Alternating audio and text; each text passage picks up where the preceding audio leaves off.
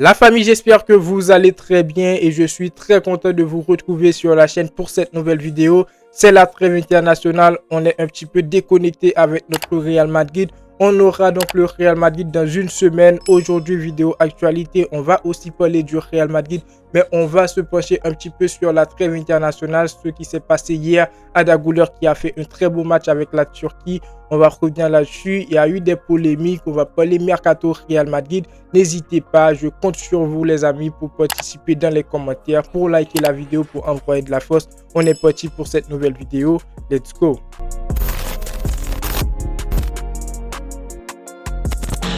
On commence donc avec la première information. Arda Güler qui a marqué hier avec la Turquie, qui a sorti une très bonne prestation. Après le but, il a remporté le plus de duels, 16 sur 19 passes précises. Donc, il a sorti une très bonne prestation. Donc, la Turquie est bel et bien qualifiée pour la Ligue des Nations de la saison prochaine.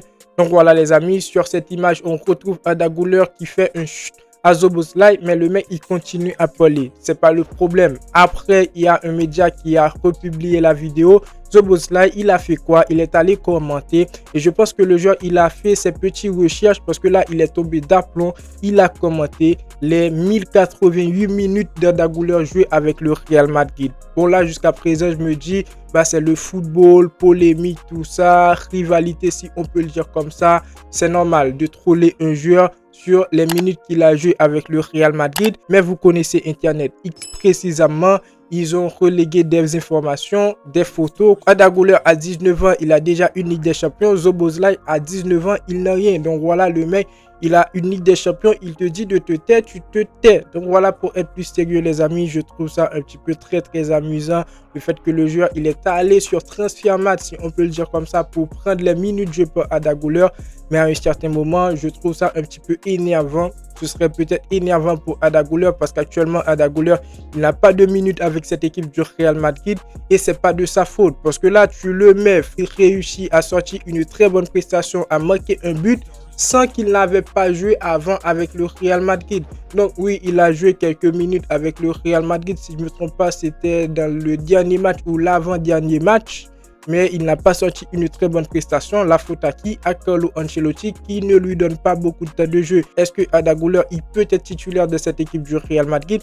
Peut-être non. Arda Güler il a bel et bien les qualités pour être titulaire de cette équipe du Real Madrid. Mais quand tu as un milieu de terrain déjà avec Valverde, avec Bellingham, avec des joueurs d'expérience comme Ceballos, malgré Ceballos il est blessé. Tu as Tchouaméni, tu as Camavinga. Ils ont beaucoup plus d'âge que Arda Güler. À un certain moment, tu peux te dire, Arda Güler, il ne peut pas être titulaire de cette équipe du Real Madrid si on voit le contexte. Mais derrière, les amis, Arda Güler, il mérite beaucoup plus de temps de jeu. Donc voilà, pour moi, je pense que Carlo Ancelotti doit lui donner beaucoup plus de temps de jeu. Et avec ça, on ne va pas avoir des Szoboszlai qui va commenter 1088 minutes. Parce que hier, Arda Güler, il était avec sa sélection, il a fait son travail. Il a réussi son match, donc très bonne prestation de sa part les amis. Deuxième information, actualité Real Madrid, la course pour signer Jun Hechen a commencé. Hechen a impressionné les dirigeants du Real Madrid.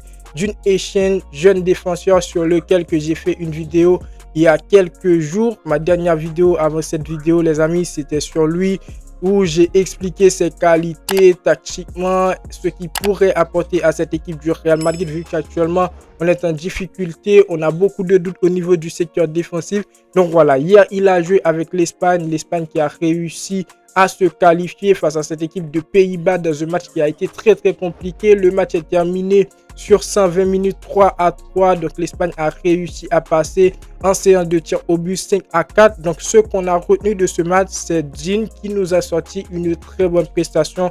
Le joueur, il a été très bon, solide, il a été très parfait dans les passes, il a une très bonne vision de jeu et je me dis que le Real Madrid vraiment c'est une occasion à ne pas manquer. On doit aller le chercher. Dites-vous que dans les prochaines saisons on aura dans cette défense du Real Madrid Raúl Asensio et Jin. Donc voilà, c'est deux joueurs qui pourront aider le Real Madrid sur le long terme, qui pourront aider le Real Madrid jusqu'à 3 ans je dis 3 ans, je dis des conneries, jusqu'à 5-6 ans de football, ils peuvent beaucoup apporter dans cette défense du Real Madrid. On a Dean Huijsen actuellement qui a une clause libératoire de 50 millions de livres sterling.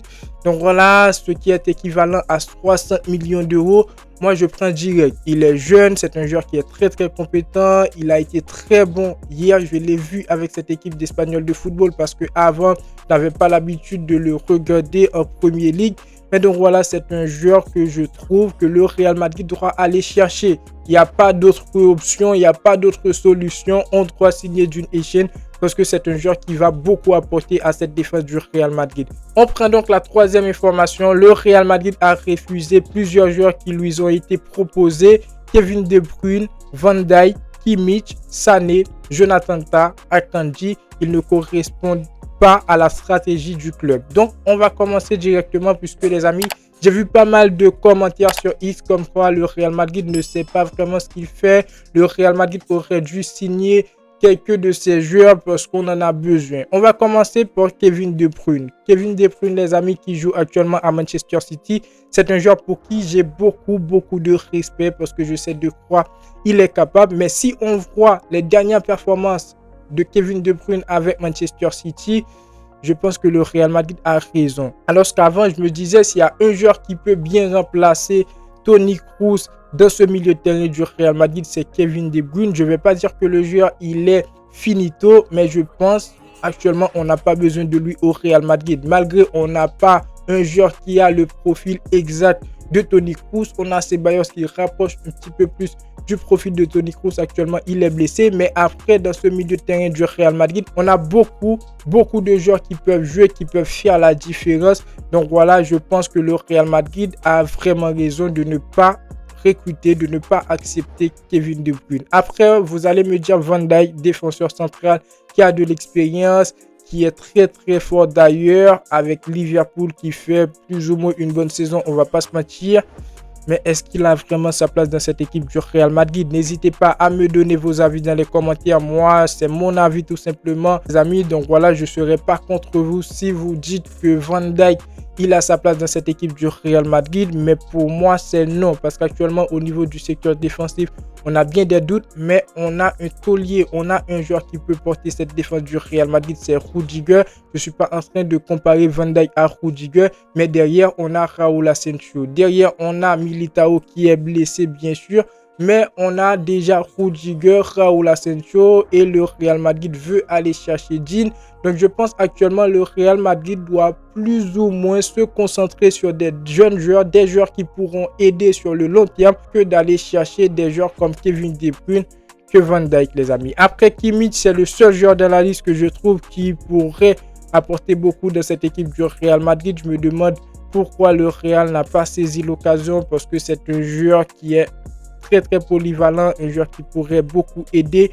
Donc moi je suis pour Kimmich qui signe au Real Madrid. Mais après on a Sané, Jonathan Tah, Akanji. Pour moi ces joueurs, ils ne méritent plus de signer dans cette équipe du Real Madrid parce que Sané, je vais pas dire que le joueur il est finito, mais c'est pas le Sané qu'on connaissait avant. Akanji, Jonathan Tah, donc voilà.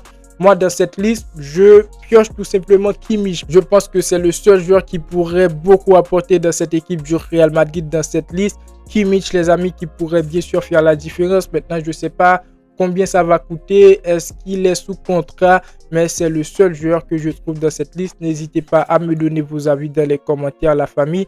Et la dernière information, je ne sais pas si j'ai pris de screen, les amis, mais je voulais revenir là-dessus avec vous. C'est l'équipe féminine du Real Madrid qui a tapé hier l'équipe féminine du FC Barcelone.